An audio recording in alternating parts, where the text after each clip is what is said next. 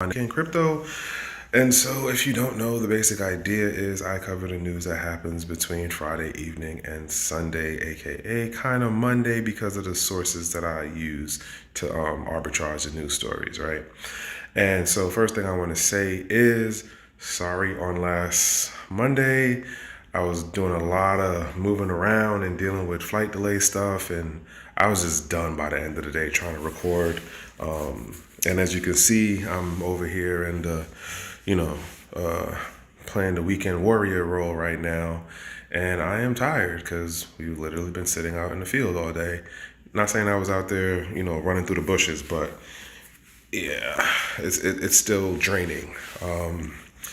Nonetheless, we are here. Well, I am here, and I do want to say thank you for the folks who still look to tap in. Thank you to folks who are still jumping in on the lives at 08 in the morning, and when I do look to jump in on those, as well as thank you to the folks who are coming back and trying to get more context in what's going on in the space and not just, looking to hear the speculative news stuff. And if you've been listening for any of my time, I'm not really about the price talk. I'm more about the technical side of the space and those aspects of what's going on. And so that's what I kind of try to do as far as bring those stories forward. So I'm gonna jump into these stories. I probably am not going to get to say everything that I thought of, but I'm gonna try to get through, not necessarily reading everything, but just hitting the highlight headlines and then some thoughts on them. As usual, links will be in the description, so you can follow up on this if you want to. And yeah, I do highly encourage that, if possible, please like, share, leave a comment. If you've been following this for a while, I do respond back to the comments, assuming you're not a bot or somebody trolling. All right. And again, we don't delete comments. We do keep receipts though. So if you say something, unless YouTube takes it off, it's going to be there and we will pull it, But anywho, even if I say something, you can check me too. So let's jump into this. So Binance, CZ, BitBoy are dragged into a new lawsuit. Now, the bottom line of this is I think that there will be a slew of lawsuits that will go between now and a couple more years. And now that there is more activity going on in the regulatory space as far as how many of the departments and agencies, and particularly the SEC and the CFTC, are going after entities and personalities within the space, as far as saying, hey, we have jurisdiction over this thing, or we are giving more, quote, clarity of guidance. And I think that individuals as well as law firms, case in point, this particular law firm who said that they were watching Binance and looking at them for a year or better before they initiated the lawsuit, which means they were really just sitting in wait going, we know our time will come where we can sue them over this thing. Now, Binance still has not, quote, lost a case to the SEC that says that they were selling securities.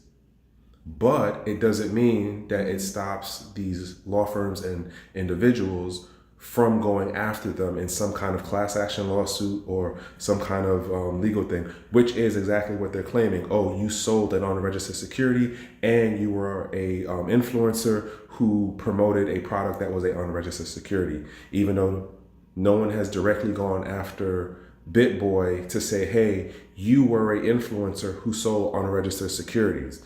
Just saying, that hasn't happened, but expect more of these stories to happen going forward. I think it's kind of sleazy how this particular company is moving, but it is what it is. Now, this next joint right here, going Bitcoin up for grabs on the moon, SpaceX lunar crush to send crypto to the lunar space surface. Now, if you're a Bitcoin maxi, you will see this as a plus. You will see this as a good thing, more than likely.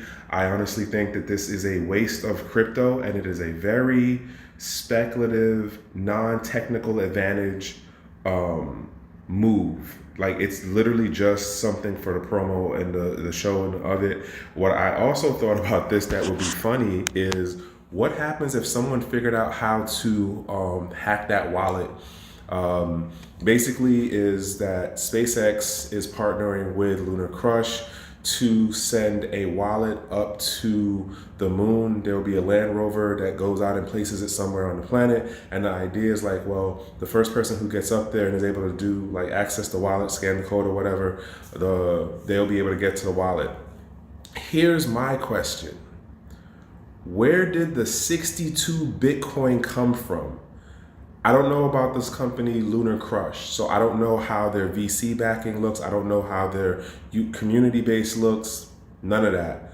But I am curious as to where did 62 Bitcoins come from in order to put it up for this thing here, and what do they actually see the payout being on the back end?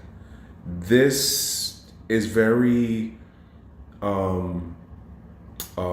markety promo, let's sell a narrative to me, but I question what's going on the back end with this, between what's up with Elon Musk and how he's probably connected, or how he is in relation to the person ahead of Lunar Crush. That's about thought on that part. Something to definitely check out if you are a Bitcoin maxi and you see like, oh, any kind of news or adoption is good news. Personally, I think this is as to like a waste. But anywho, next thing to note, Kokomo Finance steals 1.5 million of users' funds, doing contract trick scam alert. Now, the way this title reads, it sounds like it's the company that ended up doing this, but what really happened was that a coder or a dev that worked on the project basically turned around and did a special I don't want to say like he backdoored it or they backdoored it, but they did use their ability to access the smart contracts to run a function that allowed them to be able to excuse me, basically siphon off X amount of crypto from it. The value so far is at 5.5 million. Here's what kind of gets me about how this story is written. It doesn't give you any context to the dev who did this. Now, was the dev just being a dick? I don't know. Did the dev get wronged by the founders of the company? That could be a possibility. Is this just another example of an inside job and then they're doing this publicity thing to turn something around? It's possible, because there are a number of inside job things that happen. Just saying, that's the story. As I said, link will be in the description on this, so you can definitely follow up and check that out. Yeah, I think that was all my thoughts on that one. It's a number of things on this list, so I'm not even gonna like try to beat the horse on anything. That's why I'm just running through headlines and a couple of thoughts. So this next one, I talked about this a couple of weeks ago about that it was coming up, which was the Uniswap v3 code. Basically, code is free to fork as BSL expires, which basically saying that now the Uniswap code is open source and people can basically make their own thing now in regards to the Uniswap software being the back end of how the exchange could work under the hood. So basically anyone can now throw up their own exchange. Arguably you could do it before, but there definitely is a couple of pros extra to how Uniswap software is set up. It is also argued by some folks in the space that the way Uniswap's protocols work, it is patented technology, which, you know what? I'm not gonna run down that rabbit hole for what I just thought about, but I will throw out to say, there is a question in some parts of the community about Uniswap's code and does it violate Reggie Middleton's patent. Some folks agree, some folks don't. Some folks still don't think he actually has a patent, even though there's a number and everything. But you know what? You can do your own research and due diligence in that factor. I do wonder in regards to this, what we're going to see pop up. And I said it back then when like I said, like 3 or something weeks ago, I had brought this initial story up. I'm curious on how we're going to see an explosion of I want to say more decentralized exchanges, but I think a number of them are going to be CeFi, DeFi, and a lot of scams are going to be fluttering about in my mind with this now being open source. And think about this if you combine it with some chat GTP function on how can you game people. And if you don't know about the whole chat GTP thing or how to do it, the prompts where you can get it to do quote malicious things, I'm just saying this to me sounds like a perfect combination of opening up a hella can of worms. That's just my thought on it though. But this did happen. This is more so directed towards the techie folks. So if you are into the whole EVM and development on that side of it, this is for your more of your interest. So jumping into this next story. Former Activision Blizzard executive joins Yaga Labs. Now, I seen the title and I was like, oh, what's going on? So, it goes with Daniel Algieri on board. Yaga Labs is expected to ramp up its metaverse efforts. Previously, he held leadership at positions at Google, Activision Blizzard, and Bertelsmann, which I think is the German company. It's a gaming company. Now, here's the thing. Here's how I'm looking at this. This is like not the tinfoil toboggan. I got my beanie on though. You know, this is Uncle Sam issued. What I will say is this. Y'all remember when on the Gentleman of Crypto, King Zay was talking about how Coinbase started bringing in people from the traditional fintech side and traditional tech side. It was Google people coming over. It was Facebook people coming over. I am questioning. You can disagree with me or you can agree with me, but this dude could be the tip of the iceberg for them either expanding out to acquire other talents and other software technologies or IPs, right? Or it could be them positioning to go public or sell off. These are possibilities that I see with this particular dude coming on because we've seen this playbook before when you start seeing traditional sector people, gaming, entertainment, fintech, technology, government relations, right? Legally speaking, when they start coming over into the companies, within 18 months, you see the company take a different trajectory or they start setting out plans or giving out more details into their roadmap. That's what I potentially see for what's going on here with Yaga Labs. I'm not saying that's the absolute, but I think that this dude could be the tip of the iceberg for what they're going to end up doing over the next like 15 months. Just saying, if you're into the NFT thing, and this goes to the other point. You remember that whole talk about the it's a Nazi thing happening? I said this back then. The public didn't care. The actual community of people did not care about that because I saw how the community was representing itself at the conferences. I seen how it was in ETH Denver, and just seeing how things were online, like the actual community of folks and the people with the money, because that was the other thing that got me about this story. How much were they promising this dude on signing him on the dotted line? Because the arrangement was made last year, but he's officially in the slot now. He left Activision Blizzard to do this officially now. So how much was his signing line bonus? Just saying, that's just my thought process. I'm gonna leave that there. Again, link is in the description on this. It's a lot of red going on right now on the thing. Damn. Oh well, I'm not gonna get into that. So jumping to this next joint. Crypto exchange Trekkw2ks pulls the plug on U.S. operations amid challenging regulatory environment. Here's the latest. So here's something. Bottom line is they're telling the users that come April, I think mid-April, like the 15th or the 14th, they're not going to have access to the Trekkw2ks exchange. They're basically going to geo-lock it. We all know how, quote, the workarounds are about that. Here's the thing, though.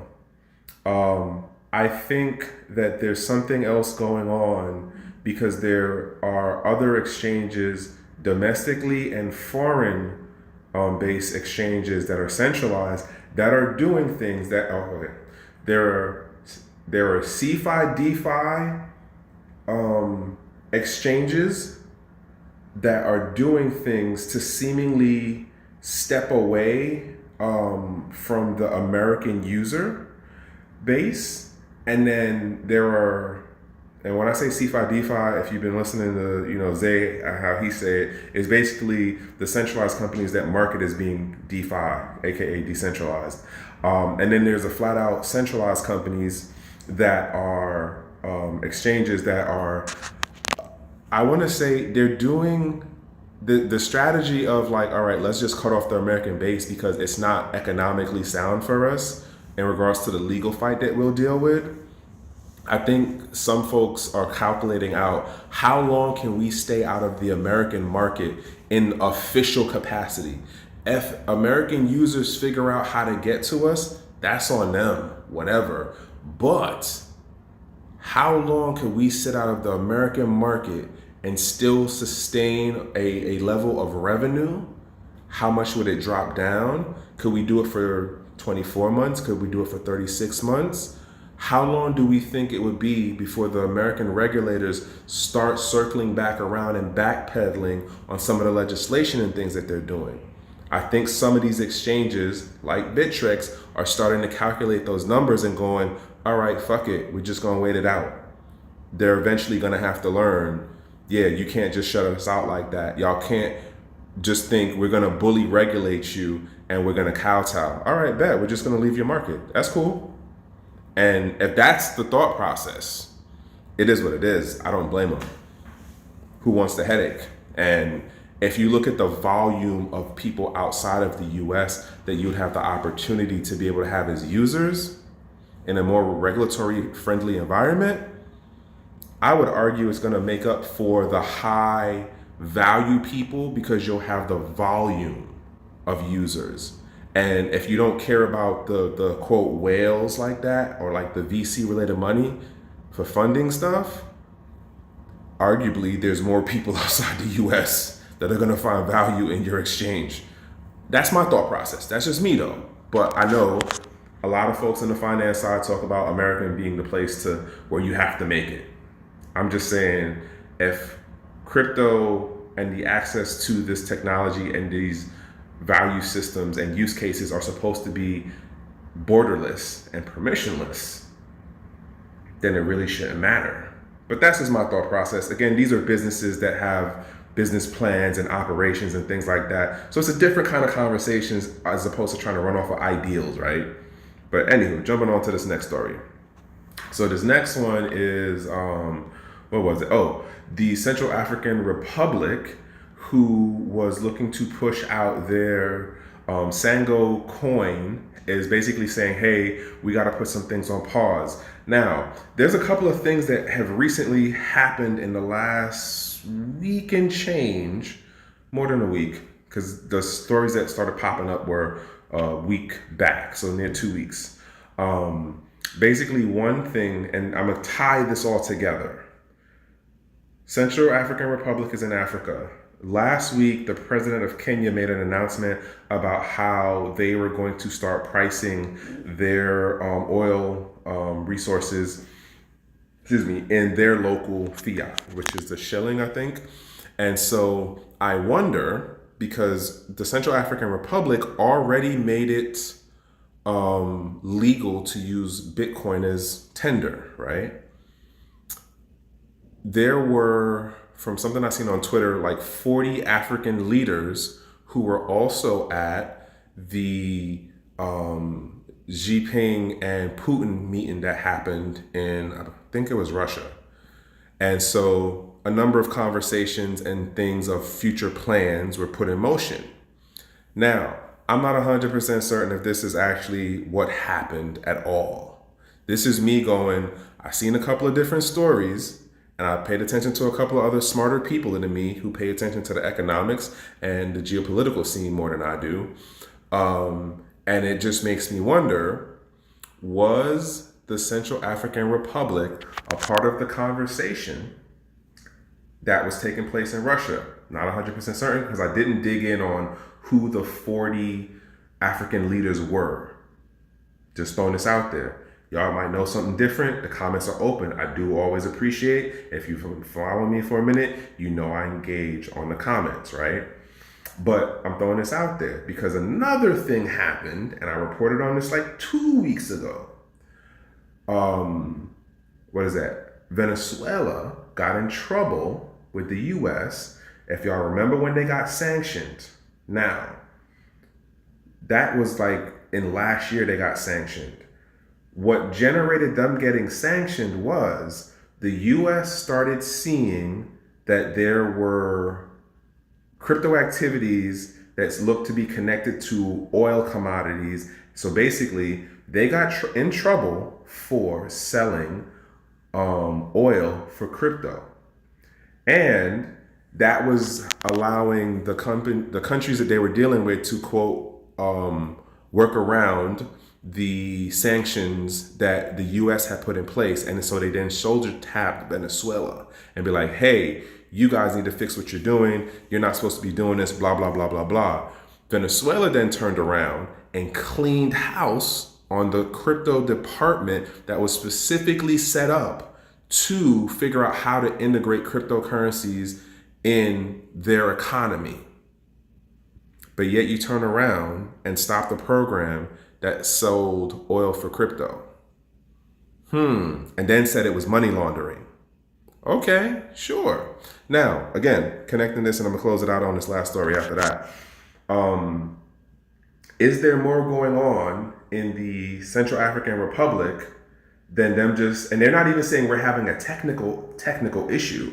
They're throwing it out, they're going, oh, well, we're having a regulatory issue, but not specifically saying what it is, at least for how the story is written. But if you already legalize Bitcoin, what other issue of blowback or resistance are you having to putting your own digital fiat into the economic system? It's yours. Who's holding you back? Where's the resistance coming from? Is it internal or external? I don't know. Or could it be that, they see what the shift is happening from the unipolar to the multipolar geopolitical setup, and where they can sit in that economic shifting landscape locally within Africa, as well as in the bilateral, multilateral trade. I don't know what their natural resources are, but I'm curious to see how this plays out, and I will continue to bring up what's going on with the Central African Republic. Now, jumping into this last thing, this is a story. Space Force Major proposes Bitcoin mining for Pentagon defense strategy. Now, what's funny about this is I attended the DC Blockchain Summit, what was that, like 2-3 weeks ago? And I wasn't 100% certain, and I've known about this event for years and just have never gone, right? And I finally do go, and then lo and behold, the closing person associated with the Digital Chamber of Commerce said something that I was like, all right, now it's official to me. There are politically associated crypto projects, associations, groups that are definitely pro weaponizing Bitcoin and cryptocurrencies and all of the blockchain related technology. Some folks are going to say this is a good thing, that should happen, blah, blah, blah, blah, blah. Here's what I know. Biden blew the dog whistle, and we see how the regulatory agencies are acting now. We see how the legislators are acting now. Here comes this major who, what he actually did was he wrote a thesis paper where he explores the idea of how and why the U.S. government via the DoD, Department of Defense, should end up getting involved in crypto mining. And you know what? I'm going to end up getting this book and I'm going to end up reading it. or at least the paper or whatever. Because the way that this article is seemingly framing it to me, and because I understand this as it's coming from a military person, he definitely is looking to weaponize the blockchain technologies and use cases in favor of US dominance within the network and within the system. But I'm curious as to how he's exactly explaining it out, because it doesn't do the best job in this article. Point being is, I'm not pro the whole patriotism in relation to the crypto space stuff. And no, if we're not talking about like economic sovereignty and digital sovereignty, as far as having self agency, like no. I understand it from a strategic and from a security and from a cyber perspective. I understand all of that part of it. I do. But I also know that doesn't mean I want to give up my self agency. That doesn't mean I want to give up my economic sovereignty. Like, that's just at least my point of view on it. Not saying you have to agree with me. I'm not telling you what to think. I'm just noting that this particular person put this out. It's not any actual official DoD thing. It's not an official American military thing. It's literally some guy who was at MIT who wrote a paper/book, and it's garnering attention because it's like, oh, this military man from Space Force said blah, blah, blah, blah, blah. But, here's the other part. It doesn't mean that they're not doing things behind closed doors.